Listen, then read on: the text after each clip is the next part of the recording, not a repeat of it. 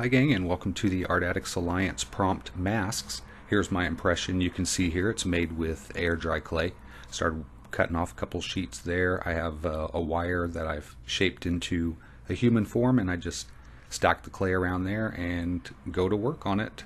It's pretty much amount of practice. I've been clay sculpting for decades, and while it doesn't necessarily show in this piece, I can sculpt with a startling level of realism if I have the proper tools. Here I have some tweezers, I have, I think, a toothpick, some brushes and things. My tools I've lost, and I presume I've lost them. I can't find them anywhere. I looked all over.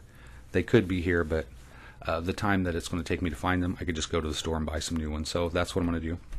But the level of realism for this piece didn't demand that I have the best tools, so I kind of just roughed it. So let me get some business out of the way real quick. There are some members of the Art Addicts Alliance who won't be participating in this prompt, and I'm going to go out on a limb and say that the Art Addicts Alliance is not the center of the members' universe. So there are things that happen that kind of take us away from that, and that's okay. You know, the Art Addicts Alliance isn't there to as like a taskmaster. It's actually there to entertain our fans and to give the artists some vehicle to kind of explore their abilities and stretch outside their comfort zones and what have you. So that's the situation for this prompt. So if you don't see your favorite artists, it's okay. There are others. Check them out and get to know them, and I'm sure you'll like their stuff too. So there's plenty to look at, plenty to enjoy, and I hope you enjoy this as well. I know it's a little bit longer. I hope you will stick around because I want to talk about some interesting things, and I'm sure you'll find something in there that will resonate with you. So be patient. If you don't have the time now, check it out later, and you just zoom to the end if you want to see what the final piece looks like. So this work is a concept piece. I do some concept work if I'm sculpting or crafting or something like that. If it's not some obvious form, then it's a concept. And I do enjoy concept art, but I think sometimes it just gets a little bit too cerebral, and people just want to enjoy art. They don't want it to have to be a catharsis every time they look at something. So I'm not real big into conceptual pieces, but when I do something, I really try to think about it and put something into it that's really meaningful. So in this piece, although I initially intended to have the mask be non-gendered, but because I gravitate toward what I'm more familiar with, it turned into a masculine form and a Caucasian looking masculine form. But that's not in the message deliberately. It's supposed to be a generic human face without a gender, without any kind of obvious ethnicity or race or anything like that. Just something really inert, really androgynous. But it didn't work out for me that way. I think the final subject kind of looks a little bit like George Bush. Somehow, maybe that's a little bit of some subliminalness or what, subconsciousness. I don't know what the word is, but as I'm crafting it, it takes on all kinds of different appearances. It looks like an old lady, and it looks like an old man. Sometimes it looks like a witch. I loved watching this video again and again, just watching how it transforms as I add to it and refine what image I'm trying to create with it.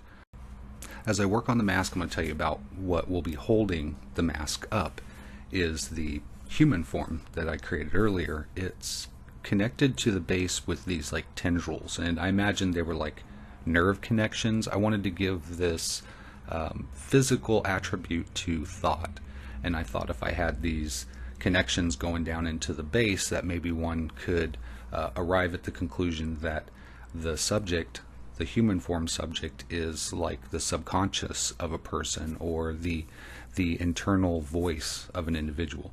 And then the mask is our persona, what we wish to portray to others. And try as we like, we're always limited to our subjectivity. So we never really know how our persona plays with others. And I tried to get that message across in just the You would expect if someone is going to create a mask or a persona that it would be beautiful. It would be the most elevated form of that. But in this, you can see that the mask is just kind of normal looking. It just looks like a regular person. And I think that's kind of the persona we try to portray by and large, is that we're normal. But we also like to be exceptional. And there's that dichotomy that kind of makes us feel weird, and I don't think we get that a lot. So I wanted to capture that in this piece as well. And there are many other messages that one can derive from this combination of imagery. And if you study the piece at the end, let me know what you think. How does it speak to you? And let me know if you appreciate how the face transformed as I worked on it more and more. It's like it was many different people there. So I kind of like the process, watching the creative process as kind of a way to illuminate how we change our persona based on the feedback that we get of how that persona plays in the minds of others. So maybe the whole thing could be taken together as the concept. The problem with conceptual art is that it works more in the mind of the viewer, and there's less work for the artist. If I was trying to do something super realistic, I do all the work for the viewer. I create all the contours, all the textures, everything is spot on, so that when the viewer looks at it, it fits and plugs directly into their brain. There's no work at all. That's realism, or your traditional art. That was the role, to blur the line between reality and creativity.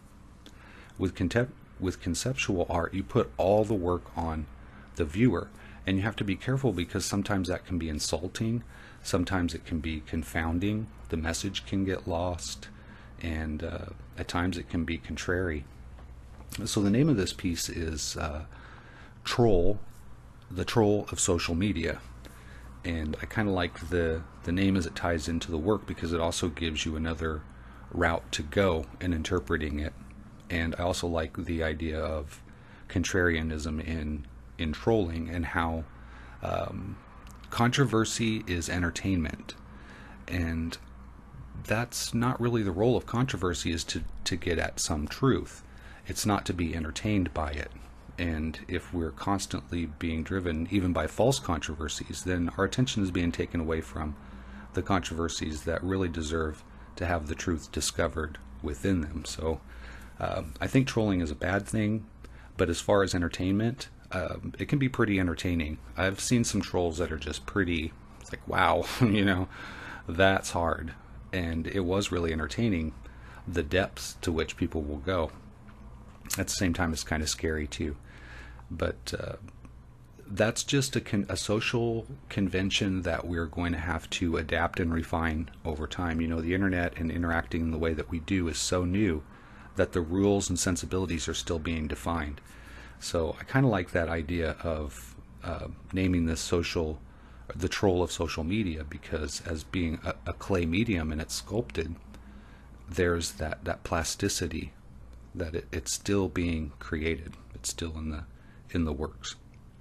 And maybe eventually down the line we'll develop the sensibility where we won't be so nasty and hateful to one another online.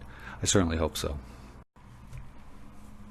So the clay has kind of dried. It's not bone dry, but it's dry enough to where I can easily sculpt and carve and add clay to it in order to build up these layers. Add some hair, kind of get the cheekbones and everything to line up just right, get the lips and the mouth to look weird, or not look weird, and that's what I was having a really hard time with, getting the mouth to look just right. I know, the mouth has, I don't know, maybe scores of points of articulation, and humans are so adept at seeing those correctly attenuated that when you try to sculpt them, and if it's not perfect, it looks weird. And people pick up on it, and they can't even tell you why it looks weird. So basically, I'm just going at it until I stop feeling like it looks weird. And at times, it almost looked offensive. I won't elaborate on that. You guys can use your imagination. But here at the end, you can see I've attached it so that the left hand of the base subject is positioned as the tongue in the mask. So you can imagine that a person's hand, you know, what we imagine does a lot of work, is working the mouth or working the expression of this mask vocally, kind of like a puppet. And I thought that idea was really neat. So at the end here, I take some metallic acrylic, different colors, and just go over it. Kind of the tendrils, unfortunately, and I kind of knew this would happen to some extent, although it was a little bit more vicious than what I thought it would be. A lot of them came off. I knew some of them would. I tried to get them to kind of glue in place with the acrylic, and I was able to, but I put more on just in case, so it actually still works. And I don't really glue, I haven't glued the mask on this base subject. I'm hoping that the acrylic will kind of glue it in place enough. It's such a delicate piece. I don't expect anybody's going to be tugging around on it enough to pull the mask off. It's likely to just come apart. This air dry clay is so delicate, and I really wouldn't recommend it for doing this kind of work because it will break easy unless you treat it. I would do some kind of like a ceramic clay and fire it. Try to do that would be better. But it's okay for what it is, and I think if I put it in a part of my home that doesn't get disturbed, it'll be okay. So I used gold on the face. I used copper on the base, and I used bronze, I think, for the hair, and then a little bit of mix for the eyes. I wanted the hand to show up a little bit better. That's why I used the copper, kind of a red color, for like a tongue. So here's the final piece. I took some photos of it as best as I could, although it looks so much better in real life. I don't know, what do you think? What impression does this leave you with? Does it send a message that's very personal, or one that you feel like is more universal? Let me know in the comments below. Let me know if you like this video with the thumbs up. Be sure to check out the other artists, and we have a new artist that I will announce in another video. And as always, you guys, thank you so much for watching. Until next time, take care.